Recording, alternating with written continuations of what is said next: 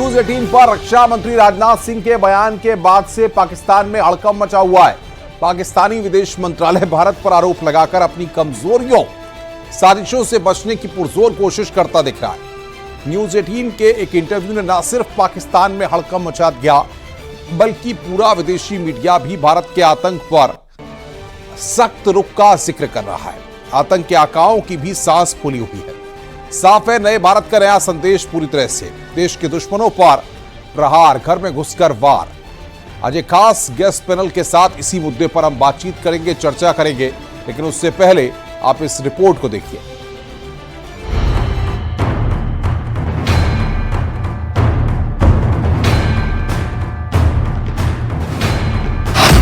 News 18 का interview देख क्यों पाकिस्तान में हड़कंप।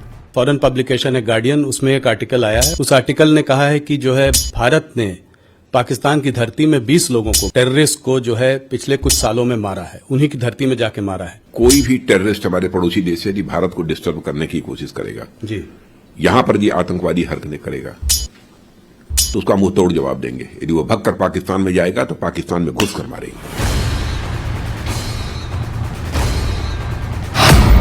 एक इंटरव्यू जिसे देख आतंक के आकाओं की सांस फूली। प्रधानमंत्री भी कह रहे हैं कि अब वो भारत नहीं रहा जो कि बगल में खड़े होकर तमाशा देखता रहेगा, घर में घुस कर मारेगा। बिल्कुल, प्रधानमंत्री जी ने जो कहा है बिल्कुल सच कहा है। पास्ट हिस्ट्री उठाकर देखिए, आज तक न तो हमने दुनिया के किसी देश पर कभी आक्रमण किया है, लेकिन भारत को बार बार कोई आंख दिखाएगा, भारत में आकर आतंकवादी गतिविधियों को बढ़ावा कर देने की कोशिश करेगा, उसकी खैर नहीं है।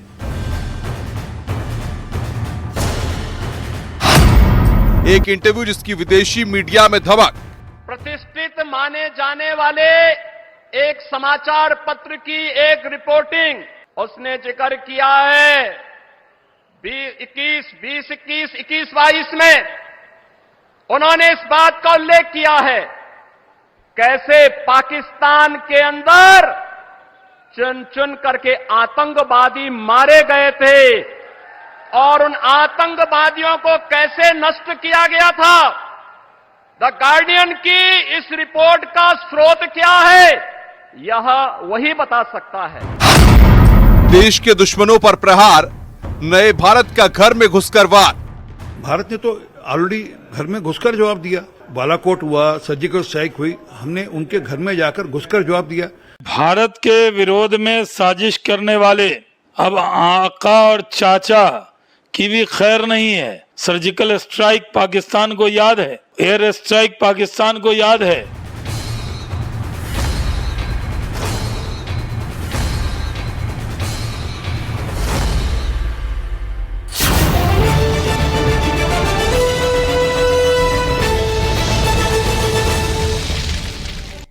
और अब वक्त है महाबहस के सवालों का। न्यूज 18 के इंटरव्यू से पाकिस्तान में हड़कंप क्यों, ये राउंड 1 का पहला सवाल।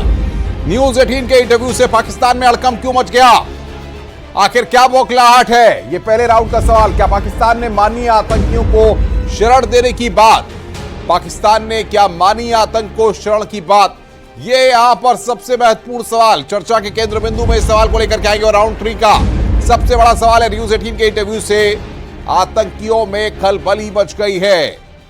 जो हड़कंप मचा है इस इंटरव्यू के बाद, उस पर हम जिक्र करेंगे, क्योंकि जिस तरीके से चर्चाएं लगातार हो रही हैं। और आज हमारे साथ चर्चा करने के लिए तमाम खास मेहमान, मनीष शुक्ला प्रवक्ता है बीजेपी के, वो हमारे साथ जुड़ रहे हैं। इकबाल अहमद कांग्रेस के प्रवक्ता हैं, अनुराग भदौरिया प्रवक्ता समाजवादी पार्टी, पीके सहगल डिफेंस एक्सपर्ट हैं, सौरभ दुबे राजनीतिक विश्लेषक मेरे साथ हैं। आप सभी का बहुत बहुत स्वागत है आज हमारे साथ चर्चा करने के लिए।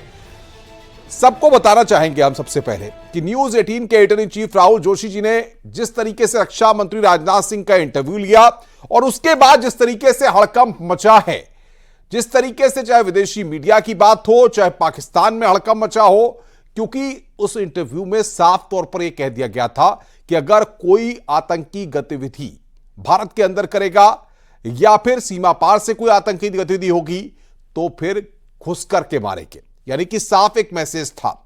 मनीष शुक्ला जी, आपकी सरकार केंद्र में है और हमारे इंटरव्यू में रक्षा मंत्री ने इस बात को साफ तौर पर कह दिया था, अगर मायने इस बात के पूरे निकाले जाए कि जो हमसे टकराएगा चूर चूर हो जाएगा और ईंट का जवाब पत्थर से, चाहे घुस करके जवाब देना पड़े।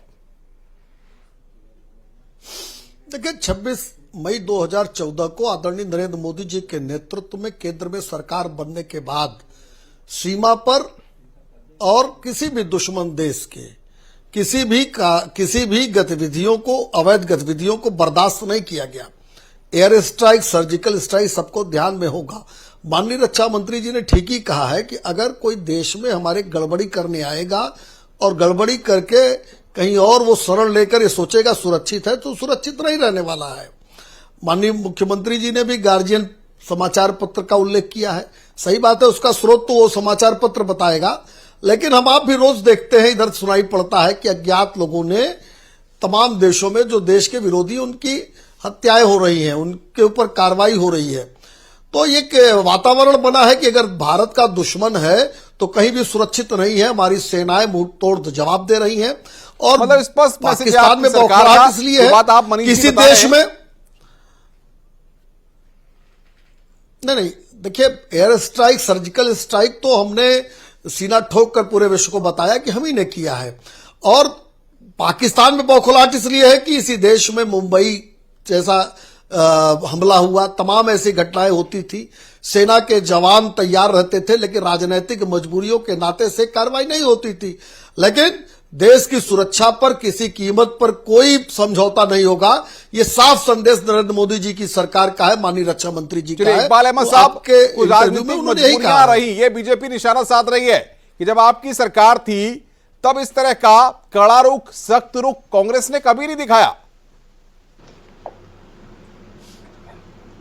भाई, देश की पूर्व प्रधानमंत्री, इनको आयरन लेडी कहा जाता था, आदरणीय स्वर्गीय इंदिरा गांधी जी ने ही पाकिस्तान के 2 टुकड़े किए थे।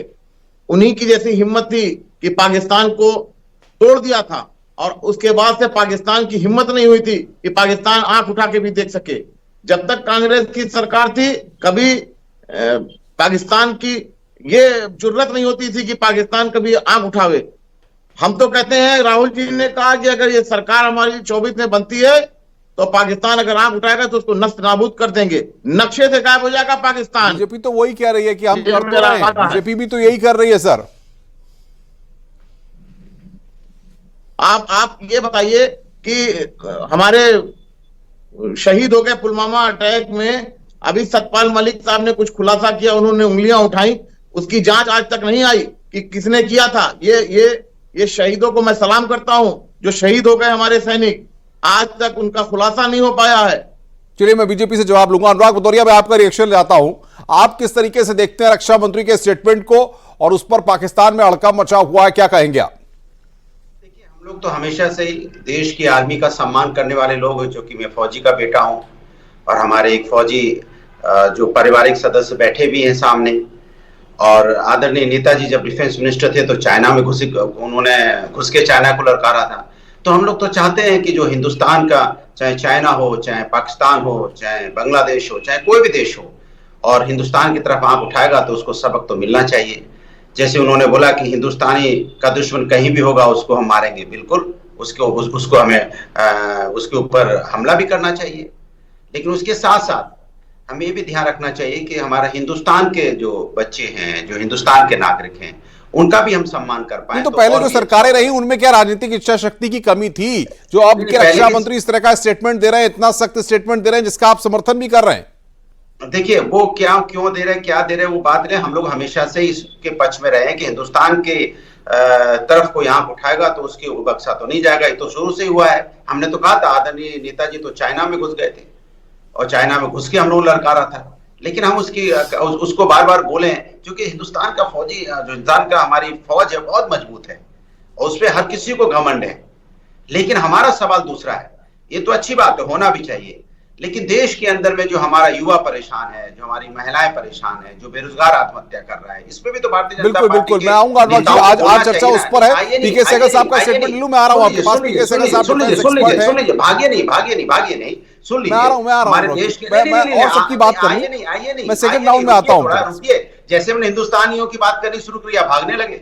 मैं हिंदुस्तानियों की बात कर रहा था। किसान हिंदुस्तानी है, यहाँ युवा हिंदुस्तानी है, छात्र हिंदुस्तानी है, महिलाओं के साथ अत्याचार हुआ, चाहे मणिपुर हो, चाहे पहलवान महिलाओं के साथ अन्याय हुआ, ये सब हिंदुस्तानी बेटियां हैं। अनुराग जी, सम्राट चौधरी अगर जिन सैनिकों की बात हो रही है, अनुपम जी ने जिन सैनिकों की शौर्य की बात की है, क्या वो हिंदुस्तानी नहीं है? नहीं, सब हिंदुस्तानी है, सब शौर्य की बात कर दी हमने। आप तो ऐसी बात कर रहे हैं कि जब हिंदुस्तानियों की बात होने लगी, सारी बात यानी उसके पहले सैनिकों की बात हो रही थी, वो क्या है? ये क्या बात करते हैं? हिंदुस्तान के सैनिकों की शौर्य की बात होते ही आप लोग क्यों आप मुझे पीके सहगल साहब मैं जा रहा हूं, ऑडियो डाउन करिए। पीके सहगल साहब डिफेंस एक्सपर्ट है आप, हम बड़े सम्मान के साथ आपके पास आ रहे हैं। रक्षा मंत्री जी ने न्यूज 18 के एडिटर इन चीफ से जो खास बातचीत की, उस इंटरव्यू में इस बात का जिक्र किया कि घुसकर मारेंगे, अगर कोई हमारे यहां आकर के या फिर आतंकवादी वारदातों को अंजाम करने की कोशिश करेगा या आतंकवाद को बढ़ावा देने की कोशिश करेगा तो घुस करके मारेंगे। कितना बड़ा मैसेज है, क्योंकि 24 घंटे भी उस इंटरव्यू को नहीं हुए और उसके बाद पाकिस्तान तक में हड़कंप मच गया। सहगल साहब, देखो, इस सरकार और पुरानी सरकार में बहुत जबरदस्त फर्क है जहां तक डिफेंस और एक्सटर्नल अफेयर्स का ताल्लुक है। इस सरकार के समय डिफेंस पॉलिसी और एक्सटर्नल पॉलिसी में बड़ा जबरदस्त तालमेल है। जब इस पॉलिसी का कोई भी हादसा होता था, पिछली सरकार जो है यूएन को कहती थी पाकिस्तान को कंडेम करो, और हम अमेरिका को कहते थे उनके खिलाफ कोई कार्रवाई करो। हमारी बंदूक हम चाहते हैं कि दूसरों की शोल्डर से फायर किया जाए। हिंदुस्तान की ये नई सरकार है, इन्होंने कहा जीरो टॉलरेंस फॉर आतंकवाद, और अगर किसी ने हमारे खिलाफ कोई बड़ा हादसा किया, जैसे कि उरी के समय 19 जवानों के शहीद हुए तो हमने सर्जिकल स्ट्राइक की, फिर पुलवामा में 40 हमारे सीआरपीएफ के जवान मारे गए तो हमने एयर स्ट्राइक की, और बड़े साफ तौर पे हमने कहा है कि हम किसी प्रकार से इस माफी की हादसे को बर्दाश्त नहीं करेंगे। आप देखो, जितने भी पुलिस नाकों के ऊपर हमले होते थे, पुलिस पोस्ट के ऊपर होते थे, आर्मी की पोस्ट के ऊपर होते थे, स्कूल जलते थे, ग्रेनेड फेंके जाते थे, पेट्रोल बम फेंके जाते थे, कोई भी आतंकवादी मारा जाता था, उसके जनाजे में लाखों 10,000, 15,000, 20,000 लोग इकट्ठे होते थे। वो सब खत्म हो गया है। जो उनके पास जो टेररिस्ट फंडिंग होती थी वो खत्म हो गया। हुर्रियत जो बहुत बड़े पैमाने पर अपने आप को एक थर्ड पार्टी के रूप में दर्शाती थी, वो सब खत्म हो चुकी है, because Hurriyat of no concern to anybody. तो फिर ये बौखलाहट क्यों है पाकिस्तान की, कि अगर रक्षा मंत्री इस तरीके का कड़ा रुख दिखाते हैं तो पाकिस्तान क्यों बौखला जाता है, क्यों हड़कंप मच जाता है? सहगल साहब, क्या चाहता है पाकिस्तान? पाकिस्तान इसलिए बौखला है क्योंकि हिंदुस्तान ने साफ तौर पर कहा है कि अगर इलेक्शन के समय इशारा क्लियर है, अगर किसी प्रकार का कोई भी हादसा हुआ तो हम आपके सारे आतंकवादी जो टेररिस्ट ट्रेनिंग कैंप्स और आतंकवाद को जड़ हैं, सबके बारे में हमारे पास कोऑर्डिनेट्स हैं, हम घुसकर उनको बर्बाद करेंगे। उन्होंने साफ तौर पर कहा कि अगर आपने हमारे खिलाफ कुछ भी कार्रवाई की और हमारे को नुकसान पहुंचाने की कोशिश की मटीरियली, या हमारे जवानों को हताहत किया, या किसी प्रकार से गड़बड़ पहुंचाने की कोशिश की, तो हम छोड़ेंगे नहीं, हम घुसकर अंदर मारेंगे। और ये हमने डेमोन्स्ट्रेशन दी है। ये कैपेबिलिटी हिंदुस्तान की आर्मी, नेवी और एयरफोर्स तीनों के पास है।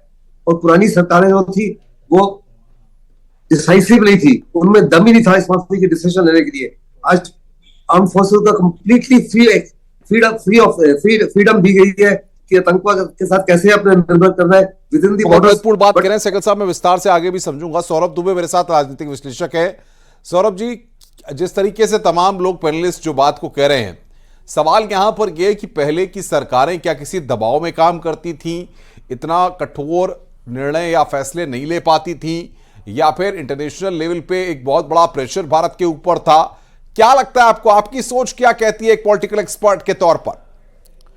देखिए, पाकिस्तान जो आतंक का अखाड़ा है उसमें आज आटे की आफत है। खैर, खुदा खैर करे, जो बोया वही काट रहा है पाकिस्तान। लेकिन मैं इस बात को बहुत ही मतलब मैं मानता हूं, पूरा देश भी मानता है और आप भी जानते हैं कि कहीं ना कहीं जो विदेश नीति है हमारी, वो आज बहुत ही मजबूत हुई है। जिस प्रकार से आतंकवाद को लेकर के जीरो टॉलरेंस की नीति अपनाई गई है मोदी सरकार के अंतर्गत, वो वाकई में सराहनीय है। इसीलिए आज देखिए, जो पत्थरबाज पाकिस्तान से आते थे, कहीं ना कहीं उस पर लगभग पूर्णतः लगाम लग चुकी है। जिस प्रकार से हर कश्मीर के अंदर या अन्य बॉर्डर से जो है आतंकवादी घुसने का प्रयास करते थे, आज वो थर थर कांपते हैं। क्यों कांपते हैं? सिर्फ भारत की विदेश नीति के कारण। ये जो आतंकवाद को लेकर के जीरो टॉलरेंस की नीति अपनाई गई है, जबकि ऐसा नहीं है। मैं मानता हूं जो पहले इंदिरा गांधी जी थी, अभी बात हो रही थी स्वर्गीय मुलायम सिंह जब रक्षा मंत्री थे, हाँ तब भी जो पहले कार्रवाई होती थी वो भी होती थी, लेकिन उसमें देखिए जब जनसंघ था, जनसंघ हमेशा आपके साथ खड़ा रहता था। जनसंघ जो है, जो भारतीय जनता पार्टी का पहला वो था, वो हमेशा जो आपकी चीन की लड़ाई में भी साथ रहा, पाकिस्तान के साथ रहा। लेकिन दुर्भाग्य इस बात का है कि जब से 2014 के बाद मोदी सरकार ने जीरो टॉलरेंस की नीति अपना करके आतंकवादियों को बिल से निकाल के मारने का काम किया, तब वहां पर जिस प्रकार से एक राजनीति देखी जा रही है पुलवामा को लेकर के, जिस प्रकार से सर्जिकल स्ट्राइक पर सवाल उठाया गया, जिस प्रकार से राहुल गांधी जी चाइना में जब गए थे तो चुपके से अंदर भोजन करने चले गए थे रात के अंधेरे में, तो ये सब चीजें कहीं ना कहीं आपको ये समझना पड़ेगा कि हम सब एक हैं भारतवासी, और भारतवासी एक होने के नाते जब विदेश नीति हो तो इस पर खुल करके सभी पार्टियों को समर्थन करना चाहिए, और आतंकवाद की जीरो टॉलरेंस नीति पर सब पार्टियों को एक साथ रहना चाहिए। बहुत महत्वपूर्ण बात। मनीष शुक्ला, सबसे बड़ी बात यह है कांग्रेस जो है अपने समय के जो वर्क्स हैं उनको गिरा रही है, वो इंदिरा गांधी का जिक्र कर रही है। सवाल यहां पर यह कि अगर उस वक्त इतनी इच्छा शक्ति होती तो तब तक तो आपके इतने वक्त तक के बाद जब बीजेपी की सरकार थी तो इस तरह की नौबत ही ना आई होती। देखिए अनुपम जी, एक विषय तो है कि जो सैनिकों का शौर्य है, जो सैनिकों का साहस है, वो हमेशा से सदैव से एक जैसा ही था। लेकिन चूंकि लोकतांत्रिक देश है, इसलिए राजनीतिक इच्छा शक्ति सबसे महत्वपूर्ण विषय होती है। राजनीतिक नेतृत्व जब निर्णय लेता है तो उसी अनुसार सेना काम करती है। 71 में 2 भाग तो पाकिस्तान का हो गया, 91,000 सैनिक पाकिस्तानियों के गिरफ्त में थे, उनको तो छोड़ दिया गया टेबल पे, लेकिन अपने 46 सैनिकों को उस समय वापस नहीं लिया जा सका। उस समय भी कई और समझौते हो सकते थे, पीओके को भी लिया जा सकता था, ऐसे तमाम मेरे पास कमी, आप जवाब दे दीजिए। हमारी देखिए 1962, 1971 की लड़ाई हमारे फादर ने लड़ी है, और हम उनसे ये सुनते आए हैं कि 1962 में जब वो लड़ रहे थे तो उन्होंने कहा था कि हमने 1.5 महीने बाद अपने जूते खोले थे। 1971 की जब लड़ाई लड़ रहे थे तो उन्होंने कहा था कि 2 महीने बाद हमने, या शायद वो कहते हैं 1.5 महीने बाद हमने जूते खोले थे। तो हम तो उस घर से आते हैं जहां फौजी गर्व से कहते हैं, हमारे घर में ज्यादातर लोग फौजी हैं, तो इसलिए हम तो गर्व से कहते हैं कि हम फौजी हैं, और हमारे देश की फौज की सेना पे मुझे तो बहुत फक्र है। लेकिन वो तो है, वो रहेगा। लेकिन जब मैं भारतीय जनता पार्टी से आंतरिक देश के अंदर युवाओं की बात करता हूं, बेरोजगारी, महंगाई, किसान और अपने छात्रों की, तो कहते हैं उस पे बात मत करो। इस पे कोई आपत्ति नहीं है, बात करेंगे हम। युवाओं को रोजगार दिया जा रहा है, स्टार्टअप, स्टैंड अप, तमाम ऐसी योजनाएं लेकर आए हैं कि आज का युवा नौकरी देने वाला नहीं, नौकरी देने वाला बन रहा है। आप बताइए ना, मैं आ रहा हूं अनुराग जी, मैं आ रहा हूं, आपको पूरा वक्त दूंगा। इकबाल अहमद साहब, आपका क्या रिएक्शन है मनीष शुक्ला की बात पर? इकबाल अहमद साहब जवाब दीजिए। नहीं, आ रहा हूं अनुराग जी, आ रहा हूं, उसके बाद आ रहा हूं। इकबाल अहमद का स्टेटमेंट आ रहा हूं आपके पास। इकबाल जी बोलिए। मैं हिंदुस्तान के सैनिक को सलाम करता हूं। हमारे हिंदुस्तान के सैनिक बहुत ही मजबूत, ताकतवर हैं, जो आज मैं गर्व करता हूं कि हिंदुस्तान की सरहदों को संभाल के रखा हुआ है। और इनकी हर रक्षा और सुरक्षा के मामले में कांग्रेस और कांग्रेस के लोग सब हमेशा साथ हैं। बीजेपी की तारीफ कर रहे हैं, सरकार की जो पॉलिसी है उसकी तारीफ कर रहे हैं, डिफेंस सेक्टर की तारीफ कर रहे हैं। जहां भी कोई मामला रक्षा और सुरक्षा का आएगा, हम उसकी तारीफ भी करेंगे, हम उसके साथ भी खड़े होंगे। लेकिन एक बात कहेंगे, जो आज अग्निवीर की बात की जा रही है 3 साल के लिए, उसकी भी मैं बात करूंगा कि अब राहुल जी ने कहा अपने मैनिफेस्टो में कि अग्निवीर जब मेरी सरकार बनेगी ये परमानेंट किए जाएंगे, क्योंकि उनका उत्साह बढ़ना चाहिए, उत्साह टूटना नहीं चाहिए। 3 साल के बाद वो क्या करेंगे? क्या चौकीदार बनेंगे? उनको चौकीदार नहीं, उनको सैनिक बनाना है, वीर सैनिक बनाना है। वो लोग अग्निवीर योजना को न पूरी तरह पढ़ पाए हैं, न समझने की कोशिश। अग्निवीर को परमानेंट कीजिए, पढ़ने की जरूरत नहीं है। इस तरह के तमाम योजनाएं विश्व के तमाम प्रोफेशनल योजनाएं चलती है, और हमको लगता है कि अनुराग भदौरिया, मैं आपके पास आ रहा हूं सीधा सवाल लेकर के। पहले की जो सरकारें थी, चाहे कांग्रेस की सरकार रही हो या उससे पहले जो भी सरकारें रही, सवाल यहां पर यह कि अगर आज रक्षा मंत्री न्यूज 18 के इंटरव्यू में इस तरीके का स्टेटमेंट दे रहे हैं और पाकिस्तान में हड़कंप मच रहा है, तो ऐसा वक्त पहले क्यों नहीं आया? इतना स्ट्रांग मैसेज पाकिस्तान को पहले क्यों नहीं दिया गया? मैंने तो आपको बताया कि हमारे फादर ने 62 और 71 की लड़ाई लड़ी है, और किस तरह से खदेड़ा था वो बताते हैं। आज भी हम उनकी बात सुनते हैं और घंटों बताते हैं कैसे रात गुजरती थी, कैसे ठंड में रात गुजरती थी उनकी। लेकिन मैं उनसे पूछना चाहता, एक बार रुकिए, मैं बोलने दीजिए। मैं उनसे पूछना चाहता हूं, अग्निवीर जो हमारे हैं क्या उनको 15 साल की नौकरी अगर उनकी हो जाए तो क्या अब सरकार को क्या दिक्कत है भैया? भैया आप 5 साल 4 साल 5 साल की नौकरी उनकी देना चाहते हैं, आप 15 साल की कीजिए ना नौकरी, उनके अंदर उनको भी तो सिक्योर कीजिए। आपने क्यों उनके 4 साल 5 साल की नौकरी की है? आपने मुझे रोक दिया। नहीं अग्निवीर योजना को लेकर विपक्ष भ्रम की स्थिति पैदा करना चाहता है और हमको लगता है कि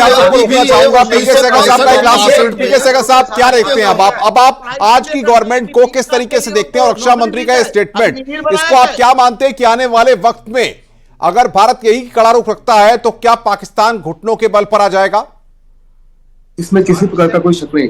आज की सरकार बड़ी डिसाइसिव है, पॉलिटिकल विल, और पॉलिटिकल विल और डिसाइसिवनेस जो है adds a huge value to the armed forces. Armed forces में क्षमता पहले भी थी, आज भी थी, लेकिन पहले पॉलिटिकल विल और डिसाइसिवनेस नहीं थी, जो आज बड़े पैमाने पर डिसाइसिवनेस है और दुनिया को दर्शा दिया गया है कि हम किसी प्रकार से इस माफी का आतंकवाद जो है एक्सेप्ट नहीं करेंगे। पहले जो है हम पाकिस्तान को, यूएन को कहते थे उनको कंडेम करो, अमेरिका को कहते थे उनको कंडेम करो, उनके खिलाफ सैंक्शन लगाओ, एफएटीएफ के पास जाते थे। अभी हम खुद कार्रवाई करते हैं और पाकिस्तान साफ तौर पर समझ गया है कि जहां तक हिंदुस्तान है, हिंदुस्तान छोड़ेगा नहीं अगर उन्होंने किसी प्रकार के हादसे को अंजाम दिया तो। बिल्कुल, बहुत बहुत शुक्रिया आप सबका हमारे साथ जुड़ने के लिए और बातचीत करने के लिए। अनुराग भदौरिया, पीके सहगल साहब, सौरभ दुबे, तमाम हमारे साथ एक्सपर्ट्स जुड़े हुए थे। तो इतना तो साफ है, न्यूज 18 के editor in chief Rahul Joshi ने जिस तरीके से इंटरव्यू में तमाम पहलुओं को रखा, रक्षा मंत्री ने जिस तरीके से बेबाक तरीके से जवाब दिए हैं, इससे इतना साफ है कि सारे जहां से अच्छा हिंदुस्तान हमारा, हम बुलबुले हैं इसके गुलिस्तां हमारा, और जो हमसे टकराएगा चाहे पाकिस्तान हो चाहे कोई और भी हो, उसको मुंह तोड़ जवाब दिया जाएगा आतंकवाद के मसले पर। महाबहस में आज बस इतना ही। न्यूज 18 पर खबरों का सिलसिला लगातार जारी है।